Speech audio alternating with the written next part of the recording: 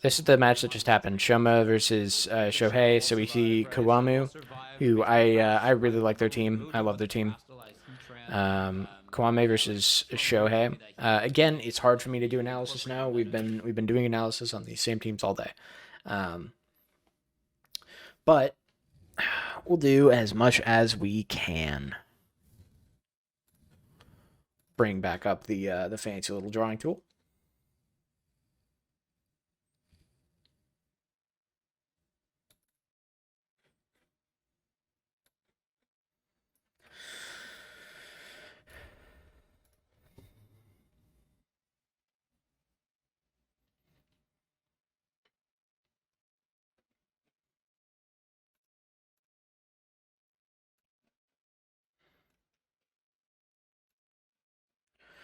All right. So what do I see as being like the big differentiators between these two? Well, first of all, we're back in a matchup where Kiwamu doesn't need to deal with opposing weather control. I think that's actually a huge deal. Not needing to deal with weather when you're relying on Sunny Day to help out your Fluttermane and your Heatran um, makes things quite a bit easier. We're also in a matchup where Kiwamu does not need to deal with opposing speed control. So the main stuff that I'm looking for probably is, or the main stuff that I'm considering looking for already, right, is Sunny Day is a great answer to a lot of the ideas that this balanced team wants to go for, right? Sunny Day boosts your fire type damage out of your Heatran and lowers the water type damage out of this Urshifu. Um, but that doesn't mean that Shohei can't fight back. Um, I'm curious exactly what this Heatran speed tier is under Tailwind because I think that might actually be relevant this game. And, you know, running Sunny Day means that you're also probably not bringing your own Urshifu directly into that. Um, it's also worth noting that this Fluttermane may get a speed boost. And actually, isn't this a rematch? Didn't we watch these two duke it out already? I could swear that we did. Um,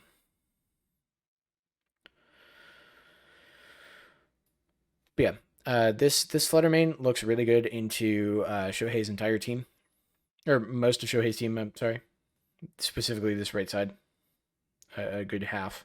So I guess not most. It looks really good into half of the team.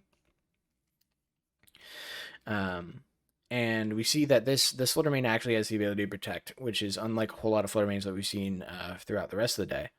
Um, Meaning that we actually get to play some more mind games with protect. There's quite a lot of protects on this team in comparison to what we've been seeing. In fact, four. Um, is that more? No, that's about even. That's even with Shohei's, but it's been more than. It's certainly more than Shoma's, who only had one, right? And I expect that to make a pretty large difference, or I expect that to make some sort of difference. Ah, man. Mm. The choice of Fake Out Mon may also make a difference. Notably, Rillaboom does help deal with Landorus. It reduces the damage out of the Stomping Tantrum, so maybe your Heatran doesn't actually need the Terra in specific situations, which can make it quite a bit better against the Fluttermane and potentially the Chien-Pao as well, right? Chien-Pao can still hit you with Sacred Sword, but that's not stab. It's not like getting hit by a stab icicle crash, you know? We still do have the ability to Terra Grass, Terra Blast into the Urshifu, Terra Grass to resist Lando Stomping, Terra Grass to be immune to Amoonguss. You know, there's lots of reasons why you might want to Terra Grass, but I expect to see that a little bit less this time. In terms of Pokemon to look out for, honestly, I think this is I think for Kawamu's side, I'm not sure I'm super confident in this matchup, given what we've seen Shohei do with the other team and what I expect to be really good from Kawamu's side. The first thing that I think you need to really lean on is this Fluttermane. I think this Fluttermane is going to be a key to the matchup if you're trying to win with Kawamu.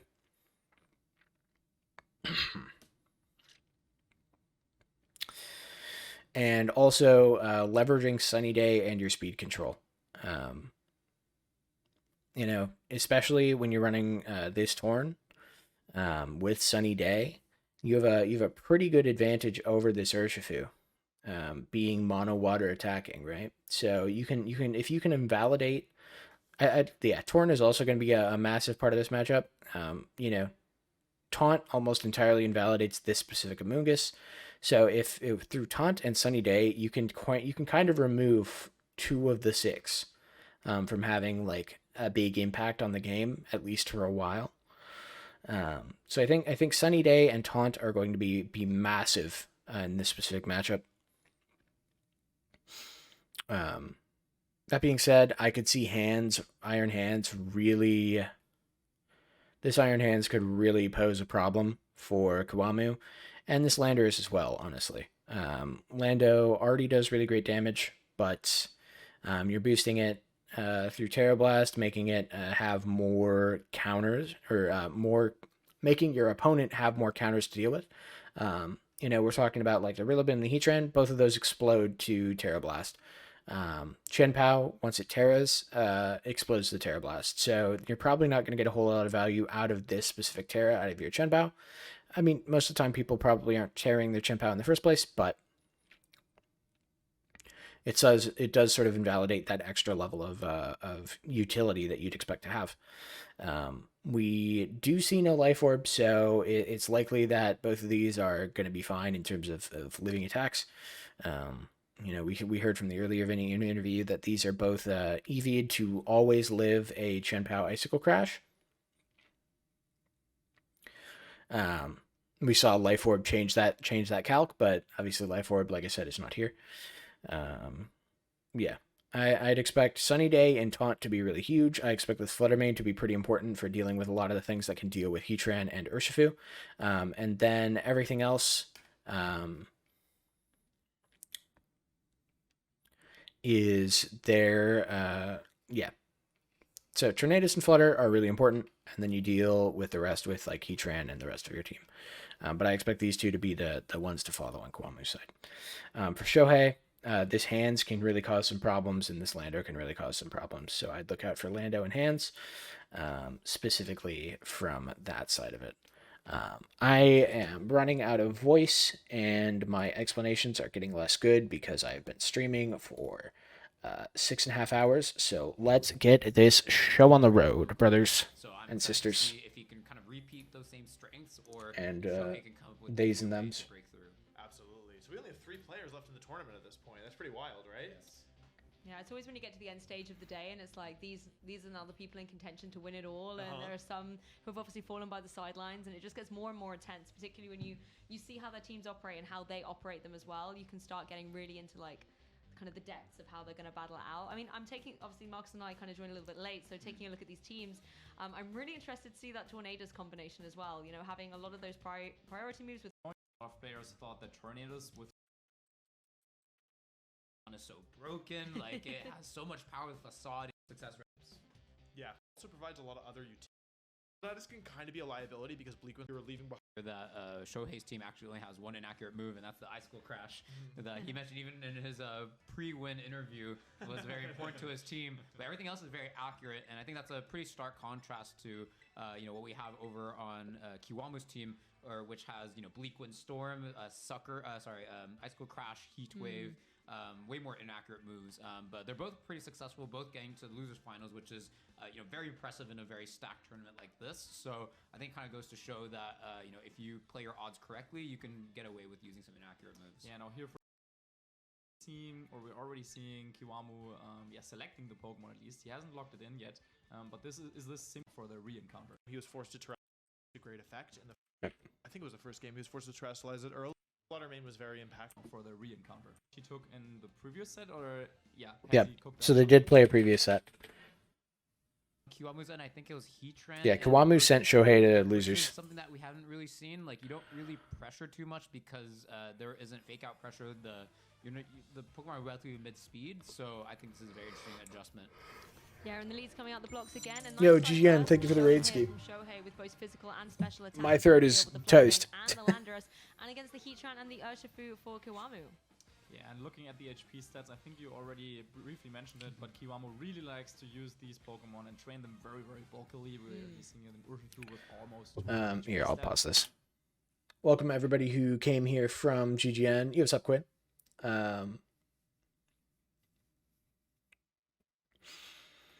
But I'm watching some VODs from a tournament that happened in Pokemon. I've been doing analysis all night, quite a bit of analysis.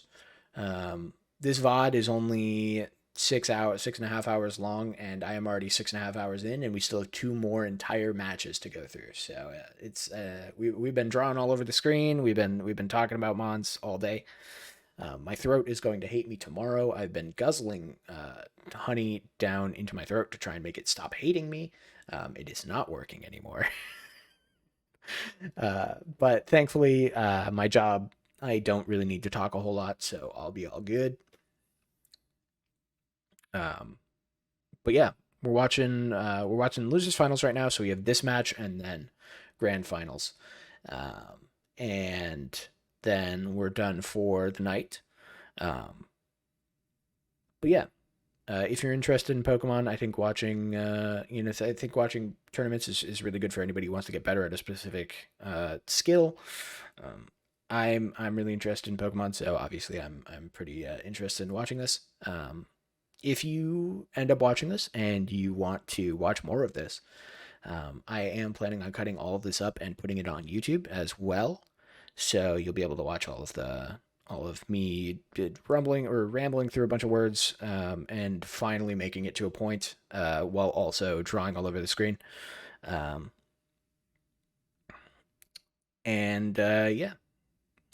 Right now, we have a matchup that we did already have earlier in the tournament.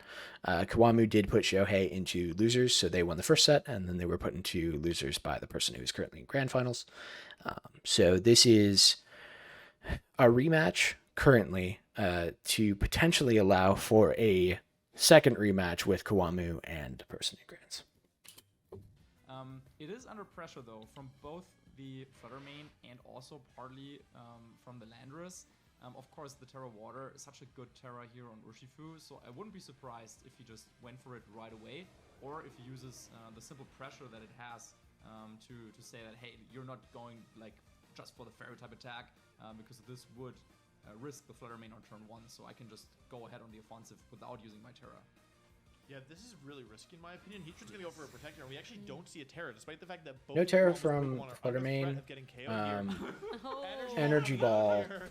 We do see the value in Energy It Ball. lives. Oh! And Urshifu That's actually massive. outspeeds the Landorus, Wow. which Urshifu's going to take out this Flutter Mane turn 1. Looks like Flutter gonna Mane be enough here. is... Wow, what an aggressive prediction there. Basically saying, like, okay, your Flutter Mane is choice specs. I know you want to... I'm not sure Flutter Mane is really like the big problem specifically with Shohei's team, but that is definitely a moral victory. And really paying off, allowing the Urshifu to survive that. You don't see that every day. Lando gets the Stomping Tantrum block, but it does mean Stomping Tantrum does double damage next turn, so that is potentially really bad.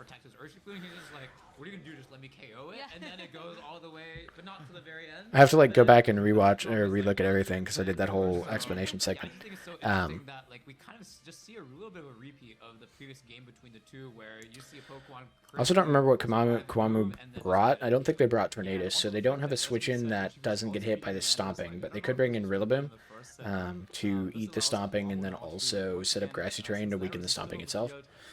Qianpao now joins the fray for Shohei, but now once again, Shohei probably is kind of forced into attacking the Urshifu on Kiwamu's side, or there would be another Surging Strikes coming his way, and this allows Kiwamu to maybe use the Heatran more aggressively, even though it is staring down a Landorus.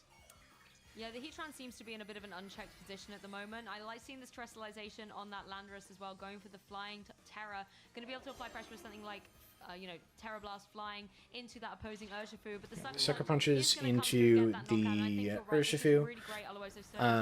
It looks like Shohei Yeah, but the Terra Flying, is this going to be a Terra went Blast? for Terra Flying Terra Blast. So Kiwamu being cautious with their Terra choices does actually mean that they end up getting to fire off this Heat Wave pretty safely. And if they hadn't done that, right? Probably more favored. Maybe we'll see a burn. Haha. If they hadn't, oh my God, the burn pops. So Maybe I felt that one. there is Kiwamu there's no way for Heatran to kill this Jianpao without that. For the people joining in the chat, who may not be as familiar, because this is running Focus Sash, it cannot die to one hit. The burn comes in, and the burn deals damage at the end of every turn. So it sort of invalidates the Focus Sash and allows this Heatran to take the KO in one shot. Missing the Heatran was really bad, but you get to play another mind game next turn. Do you Terra this Heatran next turn and resist the stomping that would be 4 times super effective now, or do you not Terra it and resist the Terra Blast? Kiwamu has every turn been in a position where both his Pokemon were under threat of being KO'd, and he still hasn't Terra'd. He's just sat there and been like, "You're not gonna go for it." I think it's really interesting because once you do Terastallize, you lose that threat, and we see a top-level player here making use of the threat here, right? Yeah. Saying, "Yeah, go ahead." Yeah, that's one of the beauties, I think, of Open Team Sheet, because you know that your opponent knows, but they also And this is also, we've been talking specifically about how, or they're talking specifically about how the threat of leaving the Terra up as an option has been so powerful for Kiwamu this game. But we've also seen, and I'm sure Kiwamu has been watching, Shohei has been making aggressive reads all day. And he just made another one, right? And it didn't pay off because Kiwamu is being conservative with his Terras. So this might be actually a specific adaptation to how Shohei has played the rest of the day, which I think is super interesting. And definitely something worth keeping in mind. If you're planning on going into a tournament and you lose game 1 and they were really aggressive with their reads, maybe it's time to be more conservative and punish them for overextending, So know that you know, right? Yeah. So it's this like indefinite or like this ultimate game of chicken, as you were saying, and Kiwamu coming out on top of here both times. Yeah, Bringing the Rillaboom also feels really great. Reducing that Stomping Tantrum damage. I don't know how. I don't know what Kiwamu is. Cool that he went for the Sucker Punch instead of a Sacred Sword or an Icicle Crash, both moves which could KO the Urshifu. But I don't know what Kwamu's spread is like, but Kiwamu might live. Kiwamu might legitimately live a so I think that was a Stomping Tantrum with Yes, that was a really good play. the You see, Rillaboom here grassy allows terrain Fake Up weakening with it. Substitute, which is very effective into this Amoonguss. Yeah, and there's not really anything that Shohei can do about it. Even if And this is also like another pin. Amoonguss comes in, and Amoonguss can't really do anything to either the Pokemon on the screen on Kiwamu's side. So Kiwamu's going to go ahead and substitute, which is what allows them to, or what basically guarantees that. choice here with the Citrus Berry now activating thanks to the substitute. Yeah, I really like The substitute guarantees that Amoonguss can't hit Heatran with any status move. So now we're in a position where Kiwamu's substitute was effectively free. He forced the Heatran to not attack, and then put his or he forced the Landorus to not attack, and then put his Heatran behind its substitute, really interesting. which eats up one hit. So now he can just freely throw out a Heat Wave into Shohei's team, and it's like Shohei can't stop it. But he also needs to attack into this Heatran to remove the sub. Protecting doesn't save him here, He can't stall out the substitute. The substitute requires damage to be removed. And attacking himself leaves himself so open to attacks from his opponent. With some of his achievements, just goes to show how difficult it is in Japan to qualify for the national championships, even because Kiwamu wasn't even qualified to play in the nationals. such a high caliber of players all day here in the tournament. I think it's nice as well, Landorus able to get that KO against the Rillaboom. Big Heat Wave doesn't miss. But Heat Wave is going to be putting a big hole in that HP bar of the opposing Amoonguss, and nice to get a little bit of damage on the Landorus as well. I almost said maybe it'll burn, but I I saw your face over I that. got very excited. Okay, we are going to see a pollen buff here. I mean, yeah, Amoonguss does a little bit of damage. It's going to do like very little. for your opponent to like go after it, right? Because in order to stop it from clicking Heat Wave, Kiwamu still has one more Mon, right? Yeah, still has Chien-Pao. Chien-Pao in the back here, arguably one of the best Pokemon you could have. as a Yeah, final this Pokemon is here. excellent. It's hit super effectively into both of the opponent's Pokemon. Especially given when the Terra type, an unusual Terra Yeah. type, but it's actually grassier. You know, So I really thought Grass wouldn't do a lot this game, but Terra Grass on the You also missed a great pun. On the Chin Pao, also, it perfectly it removes Amogus' ability to redirect this attack. It guarantees that the Icicle Crash is going to go into Landorus. Tweet up Kiwamu too Um, much, but his Heatran's substitute survived the Pollen Puff, so I don't know if that was accidental with what he wanted to do with Icicle Crash, but yeah, that's one bulky Heatran. Well, it hasn't terrored yet, so it is a 4 times resist. Yeah, so once again, a great prediction. Once again, like he played this game on the previous turn, not terrestrializing the Heatran, which now allows him to terrestrialize his Qianpao. Very clever. Just at some point I was thinking, at some point you just might as well go for the Terra on the Heatran just because you're gonna end up terrestrializing it anyway. But nope, Kiwamu had different plans. Terrestrializing the Qianpao here. So I'm very interested how Shohei adapts for game 2. Because Kiwamu just didn't do anything for most of the game, and then didn't do anything terror-wise for most of the game, and then just took advantage of the fact that Shohei kept over-predicting and ended up in a position where he's got a guaranteed win. Like, he cannot lose now. You risk losing to a double protect or maybe an Icicle Crash miss, but with Terra Grass, you're able to basically do this. Yep, Icicle Crash obliterates this Landorus.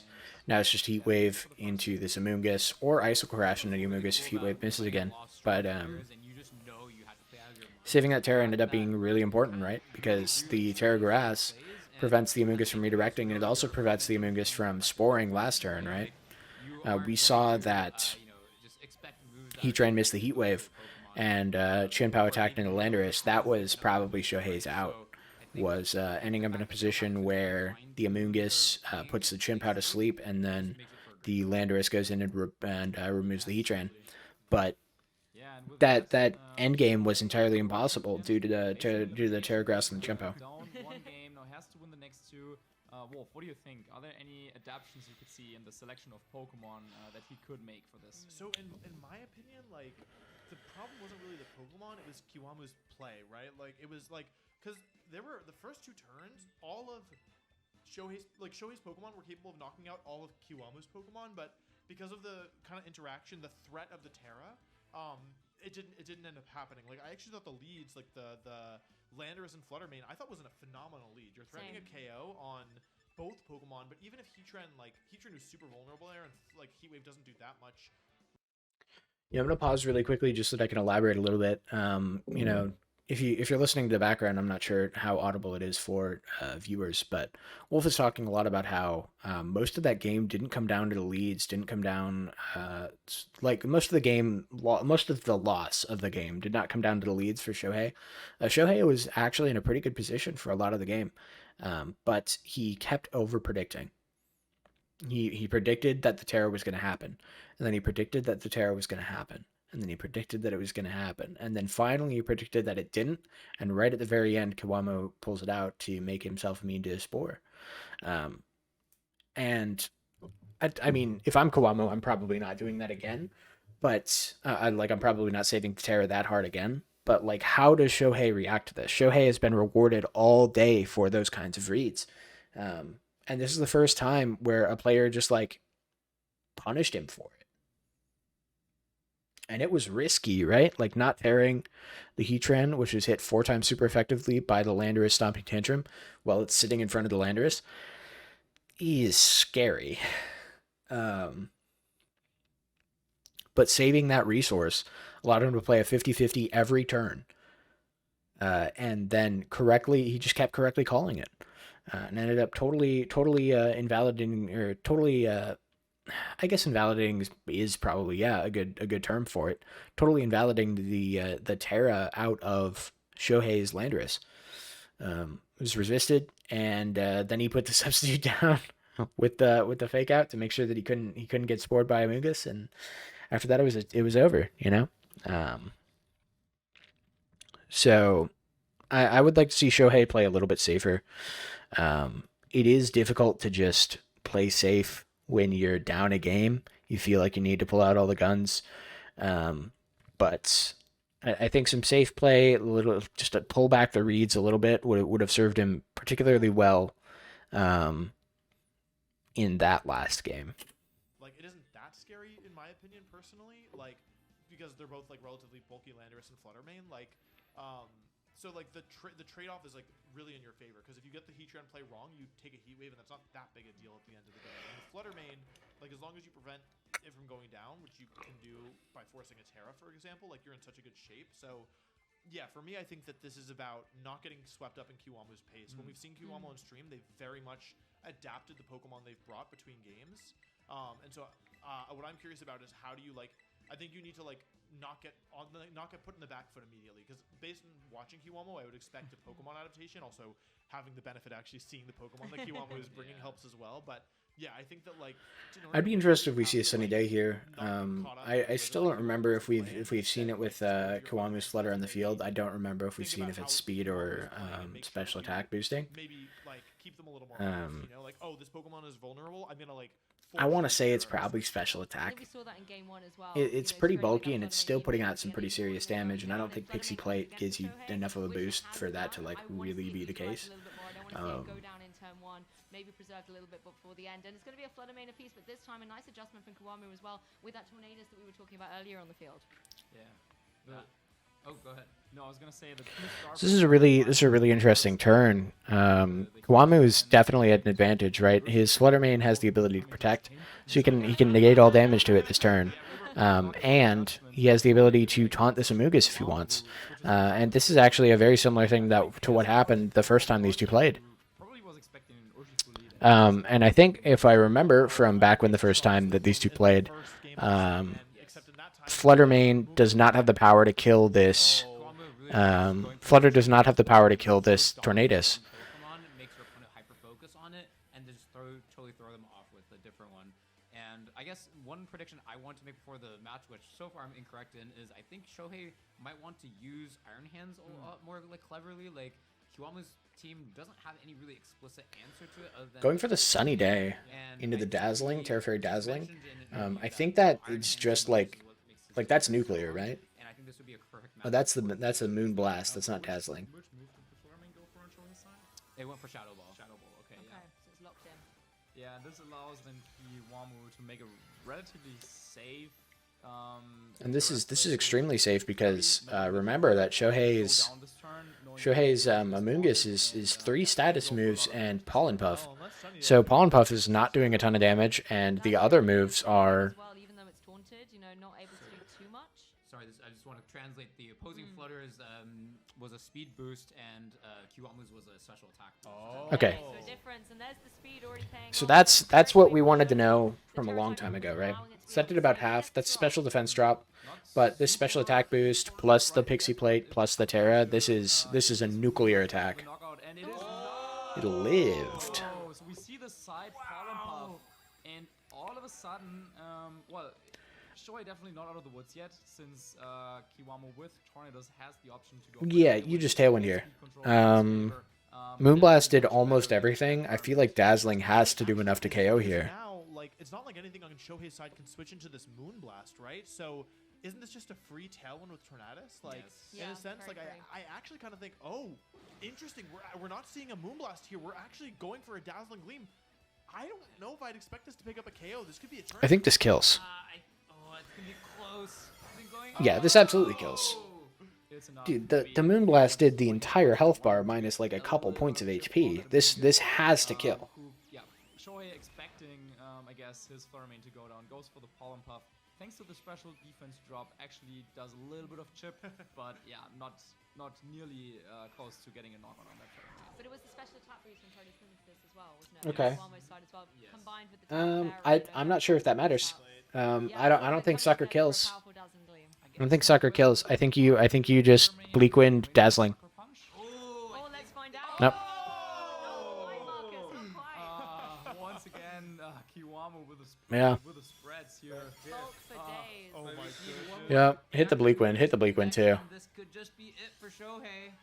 Focus are activating, but now the Tornadus is ready. Oh, not yet. Oh, the anticipation is You can see building. the We're on players. the edge of our seats They over know here. what's Come on. God. Is it going to connect? Bleak Wind double connects. Oh, but Amoonguss survives. Amoonguss lives, but it doesn't matter. That might be too little too late, especially if the last Pokemon is Urshifu. If Urshifu is the final Pokemon here, Urshifu and Sun is, huh? Oh, the taunt ended. Hey, don't worry guys, the taunt ended. Game changer right there. I did miss that. Wow, that was a really surprising play. I guess like, yeah. Yeah, if the Sucker Punch got the KO on the Flutter main, then maybe Yep, Zersh. things would be a little different. But I guess now Kiwamu has enough time So to play around this super low HP. Ursh Amogus does and guarantee Urshifu the and KO Amogus, so onto super this close to Flutter. back. I like plays like this where you basically force your opponent. Like basically here, it's like I don't need Flutter Mane to win this game, but if you don't Aqua Jet me, you will lose immediately. And I think that that's like a really like good type of play because it's buying time. Yeah. Also, what Wolf is talking about, right? This is what I like to call the trade war. I think I've heard it a couple other times being mentioned this way. But you know, Kiwamu is at like such a huge advantage Pokemon wise. He has much more Pokemon than Shohei. Who is really effectively his only attacker left is the Urshifu, who is under Sun and only has water moves. The Urshifu is really not that threatening. The Amoonguss is really not that threatening because he still has the Tornadus that he can use to taunt it and make it so the Amoonguss can't do anything again. So for Shoma, it doesn't really matter what he has in the back. He just wants to guarantee that he's he wants to force the Urshifu to attack into him, and he wants to like Wolf said in his thing, right, or in his little moment there, like if Shohei doesn't Aqua Jet into the Flutter Mane, he immediately loses the game. So his options are to Aqua Jet into the Flutter Mane and give the Tornadus extra time to wake up, therefore basically adding it back into the Pokemon count, right? While also getting a free switch into something else. Because the Flutter, let's be real, the Flutter was always going to get Aqua Jetted. You could switch it out, you could bring it back in, it's going to get Aqua Jetted. Because if it doesn't get Aqua Jetted, Shohei loses immediately. So it's always like you're never going to get more value out of this Flutter Mane. You might as well use it in a situation to allow yourself to get a free switch in by letting it die, and set up a situation where your Tornadus gets an extra turn to wake up. Because again, you know, he's so far ahead in terms of Pokemon, losing this Pokemon isn't actually a detriment. Because he's already winning the trade war. Wake up while Amoonguss Can't really do anything. Yeah, like that's kind of surprising the amount of times we see Amoonguss just get stuck doing nothing. Also, should mention the philosophy of the trade war, if it's not like, if you haven't heard that before, is that like you have more Pokemon, you trade one for one, you win, because you know, like 4 versus 2, right? You do the math. You lose 1 on each side, it's 3 versus 1. Lose 1 again on each side, 2 versus 0. You win 2-0. That's like the philosophy of the trade war. You know, like it's a really 2 strong games in a Pokemon. row. Yeah. But that's I think something you were saying earlier, Yuki, that this is really Kiwamu's game, and he's the one who's putting Shohei in the positions where you're pinned down. There's not a lot you can do. You have to go for that Aqua Jet, like you were saying, and really commanding how these turns are being played out. Oh Yeah, man, and the is so perfect commanding. answer in the back. against God, this. bringing Rillaboom too.